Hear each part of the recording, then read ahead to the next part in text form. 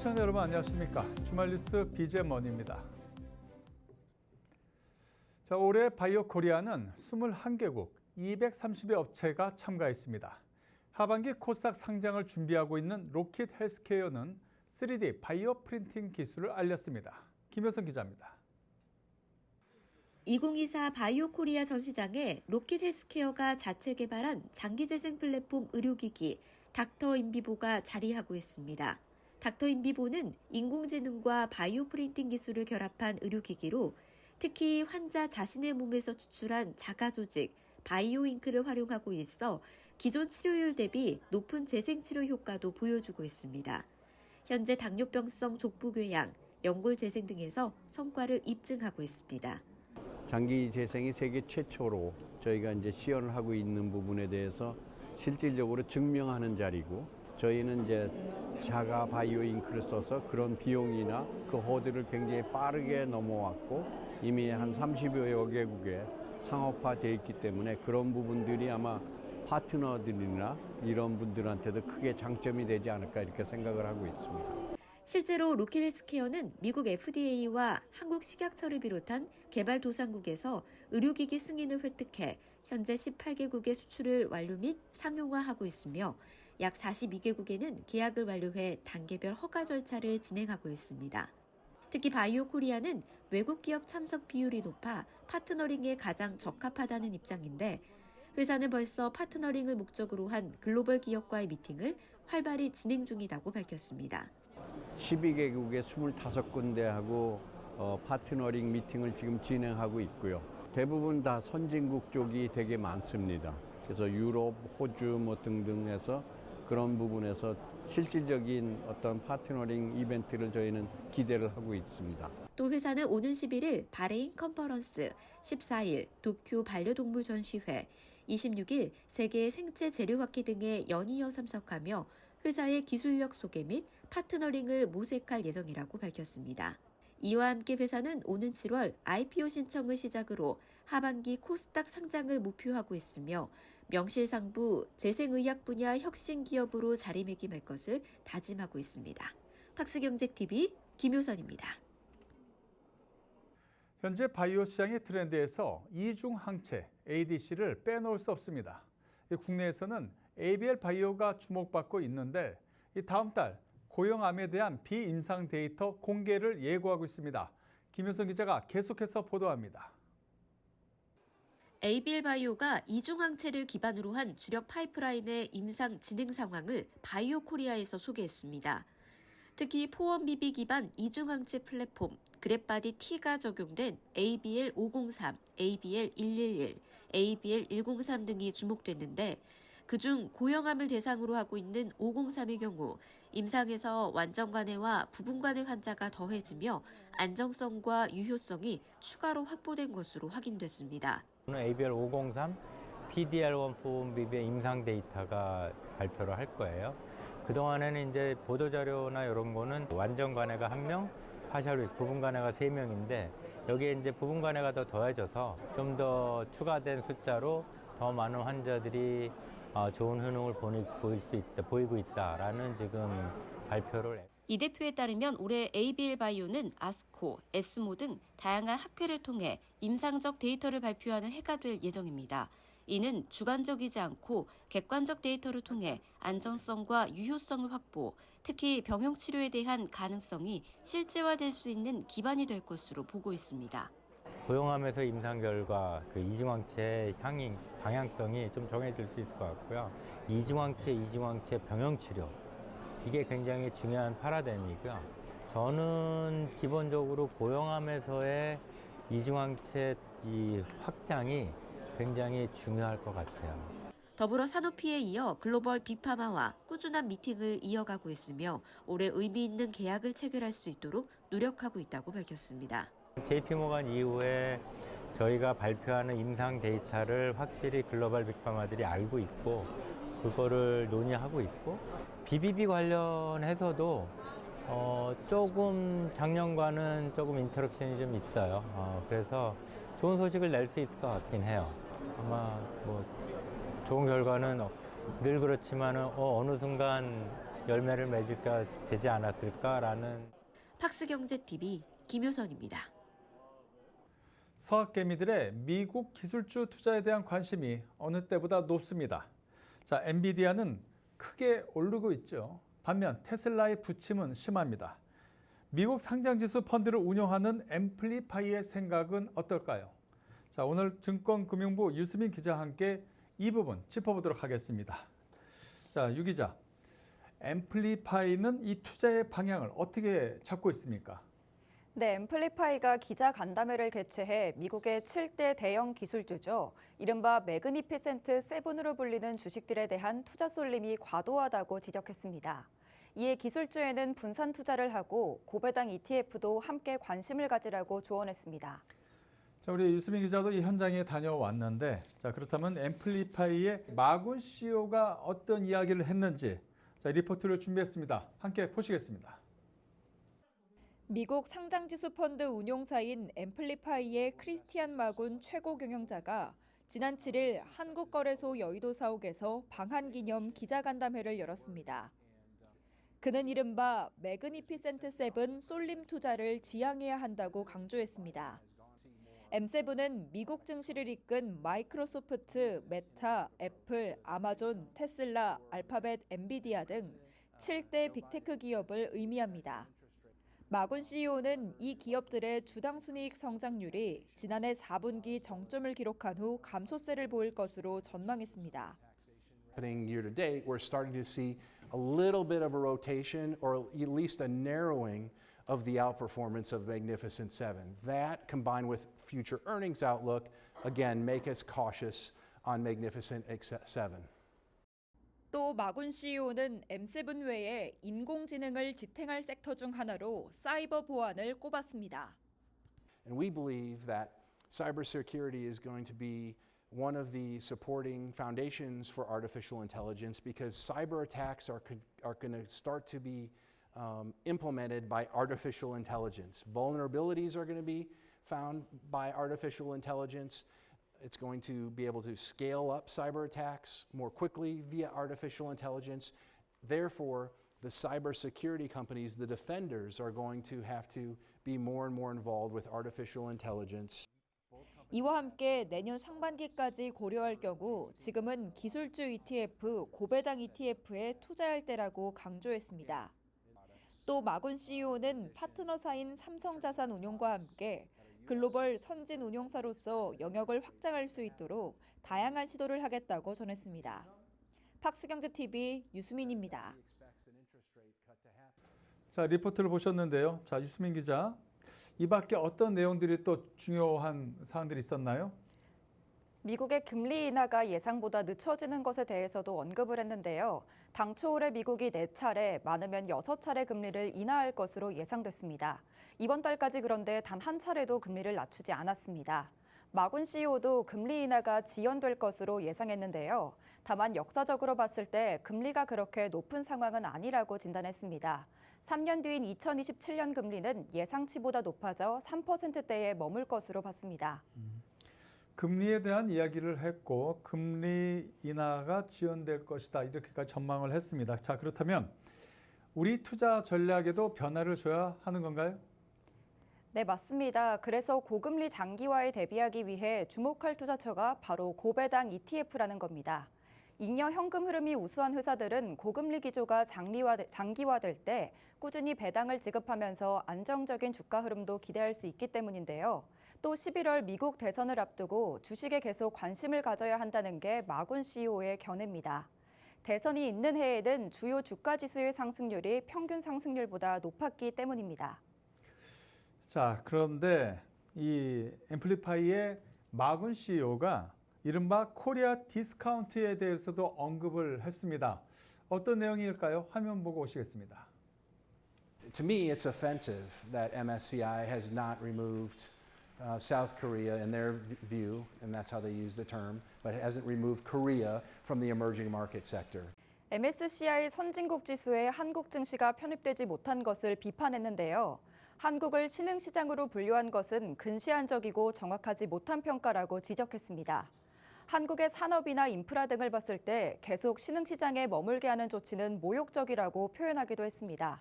결국 코리아 디스카운트가 실재하기 때문이라는 겁니다. 그러나 GDP 대비 스타트업이 많고 기술 시장도 선도하고 있는 만큼 주식 시장이 저평가를 받아선 안 된다는 것이죠.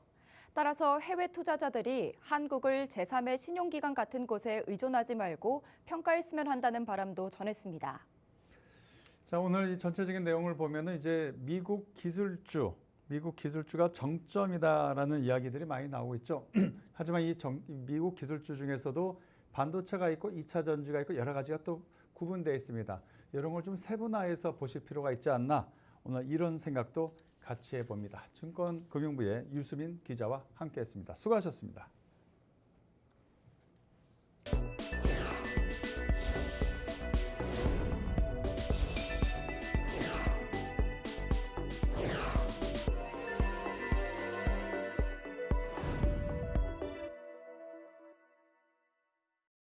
파블로 항공이 1068대의 불꽃 드론으로 군집 드론 기네스 신기록을 경신했습니다. 이 드론 산업은 군사 영역까지 확장성이 높습니다. 이 회사는 기술 특례 IPO도 준비 중에 있습니다. 김웅모 기자가 현장에 다녀왔습니다. 하늘을 수놓는 불꽃의 섬들이 한데 모여 밤하늘을 도화지 삼아 각양각색의 그림을 그려나갑니다. 국내에서 드론을 다루는 회사만 세 자릿수에 달하는 등 치열한 경쟁이 이어지고 있지만 수많은 드론의 움직임을 정확히 제어함과 동시에 불꽃으로 활용 점정을 찍을 수 있는 곳은 한국 수서 두 손가락에 꼽힙니다. 이러한 불꽃 드론으로 쇼를 꾸밀 수 있도록 국내에서 특허를 보유한 파블로 항공. 우리 파블로 항공의 핵심 기술은 관제 기술과 그리고 자율 군집 제어 기술인데요. 현재는 파블로 항공이 갖고 있는 기술을 드론 쇼에 접목을 시키고 있고요. 점차적으로 드론 배송이라든지 그리고 이제 방제, 국방 그리고 이제 UAM까지 다양한 산업으로 확대시키려고 준비하고 있습니다. 요즘 취미생활 중 하나로 드론을 날리는 이들이 있을 정도로 하늘을 나는 작은 기체에 대한 대중화가 널리 퍼졌습니다. 지표면을 달리는 유통 구조를 3차원의 영역으로 확장시킴으로 인한 이점서부터 무인 기체이기에 위험한 현장에 과감히 투입할 수 있다는 장점 등 쓰일 곳이 많은 산업이지만 더딘 인프라 확장과 여러 규제들로 아직은 미래에 각광받을 영역으로만 불리고 있는 게 현실입니다. 첫 등장부터 현재까지 만년 미래 산업으로 꼽히고 있지만 파블로 항공은 지난해 매출 81억 원의 75%를 담당하며 든든한 캐시카우 역할을 해준 드론쇼를 기반 삼아 중장기 비즈니스 모델을 지속 개발한다는 계획입니다. 우리 파블로 항공은 5월에 상장 서류를 이제 제출하게 될 예정인데요. 파블로 항공이 상장을 하는 중요한 목적은 글로벌 진출입니다. 금년부터 드론 판매가 들어가게 되는데요. 저희가 이제 기존의 드론 쇼를 국내에서 공연을 했다고 하게 되면 금년 하반기부터는 저희가 쇼로 사용했던 기체를 해외에 판매하는 BM을 저희가 준비를 하고 있는데 올해 4월 중순 북미서 5곳과 군집 드론 수출 가계약을 맺으며 금년 하반기 수천 대의 드론 수출도 앞둔 파블로 항공. 하늘을 배경 삼아 혁신적인 사업을 전개하겠다며 파블로 피카소의 이름을 딴 이들의 행보에 귀추가 주목됩니다. 팍스경제TV 김홍모입니다.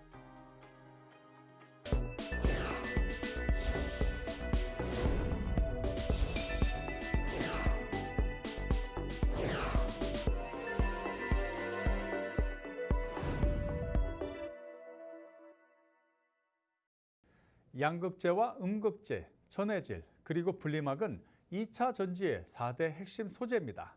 WCP는 분리막을 전문적으로 제조 판매하는 회사인데, 자, 오늘 비주 초대석에서는 이 회사의 최원근 대표를 배석원 기자가 만났습니다. 2차 전지 분리막을 전문적으로 제조하는 WCP. 최근 회사가 1분기 실적을 발표한 가운데 실적 배경, 그리고 현재 회사가 집중하고 있는 중점 사업은 무엇인지 최원근 대표에게 물었습니다. 우선은 매출이 상승한 이유는 저희가 이제 매출 구조를 보면 EV 쪽이 거의 한 7에서 8 정도, 7R에서 8R 정도고요. IT가 이제 3R에서 2R 정도인데 EV가 굉장히 견조했습니다. 수익성이 조금, 그러니까 이익률이 떨어진 거는 제일 큰 원인은 사실은 수에즈 운하 문제예요. 저희 제품이 아직 헝가리 공장이 가동하기 전이기 때문에 상당 부분이 수출이 되거든요, 유럽으로. 근데 수에즈 운하를 건너갈 수 없으니까 희망봉을 돌아가니까 이 물류비가 거의 한 70% 이상 증가됐어요. 네. 작년 말부터 시작해서. 그러니까 물류비만 해도 한 4~50억 이상 늘어났거든요. 영업이익률은 반드시 개선될 것 같고요. 현재는. 왜 지금 5월이잖아요. 그러니까 4월이 지났죠. 그러니까 4월 실적은 제가 봤을 거고 5월 초순이긴 한데 현재까지는 1, 4분기보다 나아질 거는 확실히 보입니다. 물론 아주 큰 폭으로 개선되지는 않을 거예요. 왜? 계속 비용은 들어가니까요. 현재. 하지만 1, 4분기보다는 좀 나아질 거고 여기에 만약에 제가 희망하는 거는 제발 하마스하고 이스라엘하고 그만 좀 싸워라. 수에즈로 갈 수 있게. 저희는 그거가 만약에 안정이 되면 물류비에서만 70%가 절감이 되니까. 아까 제가 왜 한 30~40억 이상 추가로 발생했다고 그랬잖아요. 현재 저희가 그 1조 넘게 뭐 거의 1조 한 3천억 정도 되는데요. 3~4천억. 그걸 헝가리에 집중적으로 투자를 하고 있습니다. 그래서 올해 이제 투자가 마무리되면은 거의 한 80%에서 90% 가까이 투자가 완료가 돼요. 그럼 내년에 이제 나머지 10에서 15%의 투자가 이제 되면 이제 끝이 나는 거거든요. 헝가리 투자는. 헝가리 투자가 왜 중요하냐면 지금 저희 충주 공장, CP의 충주 공장이 6만 평입니다. 근데 헝가리 공장은 면적만 24만 평이에요. 물론 24만 평에 다 지금 설비를 채우는 건 아닙니다. 그 반만 채우고 있어요. 근데 그러니까 저희가 저희 S사뿐만 아니라 저희 신규 거래선들도 유럽에 너희 생산 기지가 있었으면 좋겠어. 이렇게 막 수에즈 뭐 이런 변수들이 막 생기잖아요. 근데 유럽에 저희 그 분리막 공장이 있으면 유럽의 배터리 공장을 운영하고 있는 저희 기존 고객이나 신규 거래선들이 안정적으로 분리막을 공급받을 수 있죠. 정확하게 말씀드릴 수 없지만 기존 거래선은 당연히 뭐 당연한 거고요. 거기 신규 거래선으로 현재 얘기되고 있는 게 국내 배터리 업체고요. 그다음에 신규로 얘기되고 있는 게 유럽 배터리 업체입니다. 팍스경제TV 배석원입니다.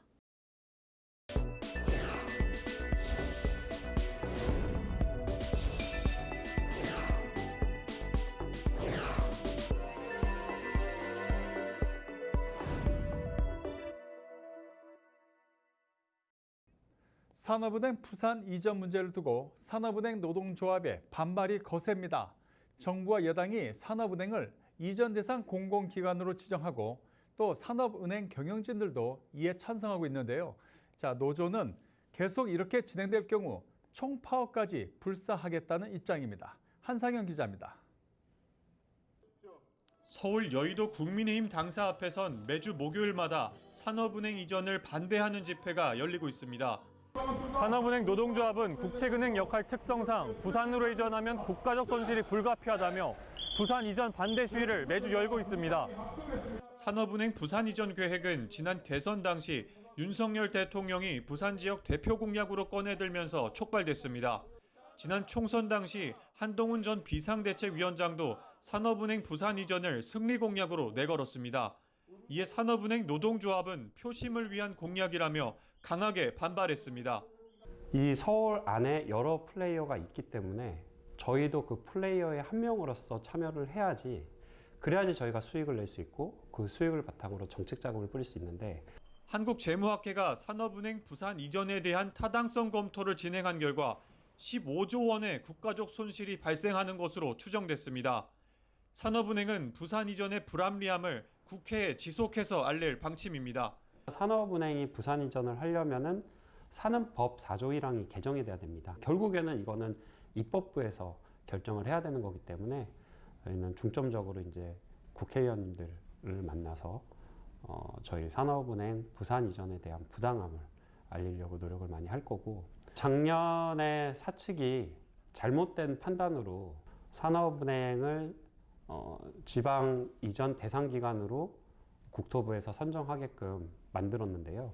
그 이상 뭔가 더 조치가 사측이나 정부에서 이루어진다면 저는 총파업도 지금 생각을 하고 있습니다. 산업은행 직원들의 어떤 사적인 욕심이 아니라 기관의 존폐, 그리고 미래 금융산업에 대한 위기라는 미명 아래 저희가 좀 그렇게 행동할 거라는 거를 강력하게 경고하고 싶습니다. 박스경제TV 한상윤입니다. 어떻게 하면 아파트라는 한정된 공간에서 가장 크게 만족할까?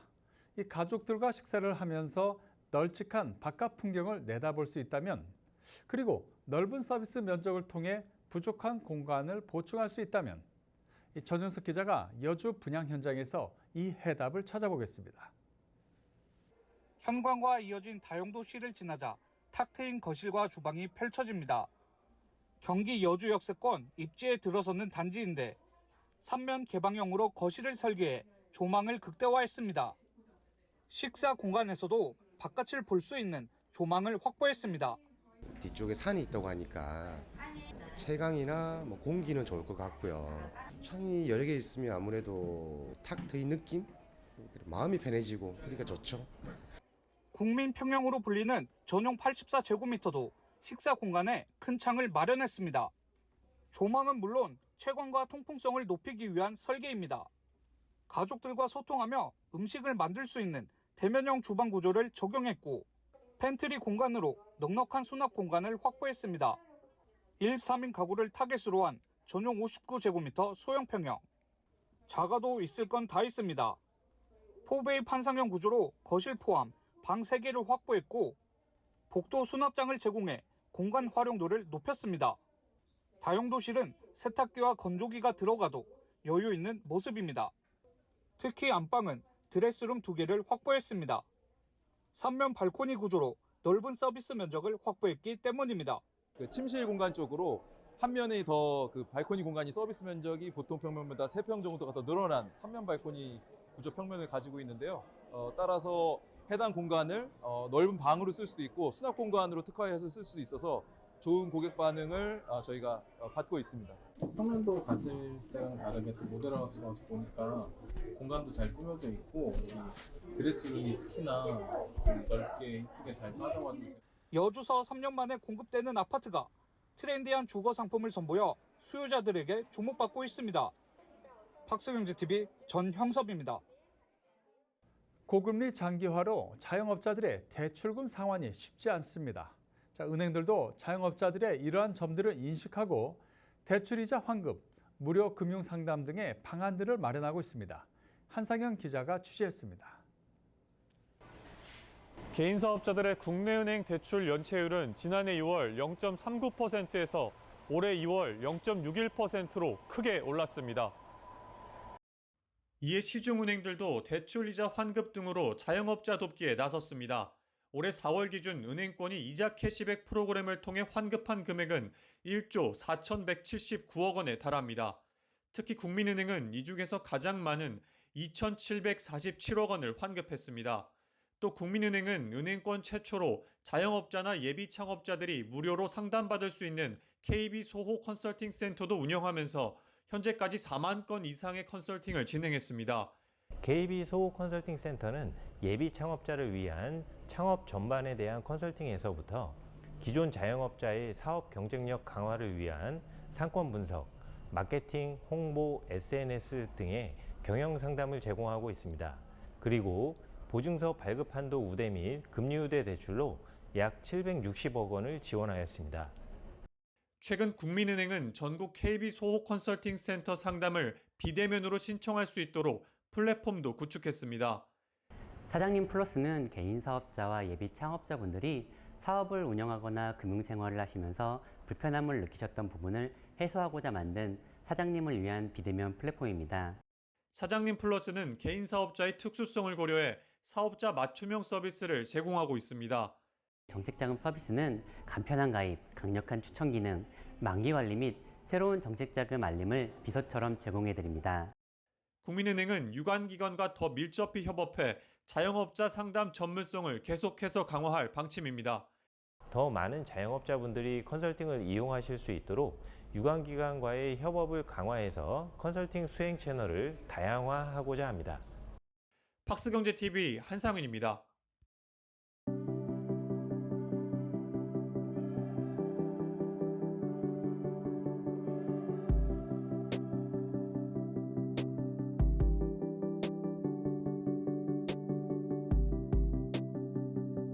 어느새 14회차를 맞이한 아이소리 축제인데요. 우리 파라다이스 그룹의 대표적인 사회 봉헌 활동으로 우리 어린이들이 다 함께 어울리며 차별 없이 즐기는 그런 통합의 축제입니다.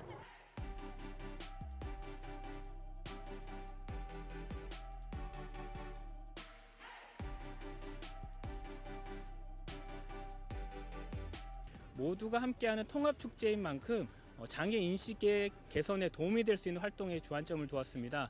직접 명화를 손으로 만지면서 감상할 수 있는 촉각 명화 감상과 그리고 수어 퍼포먼스를 통해서 다양한 공연을 또 즐길 수 있도록 하였고요.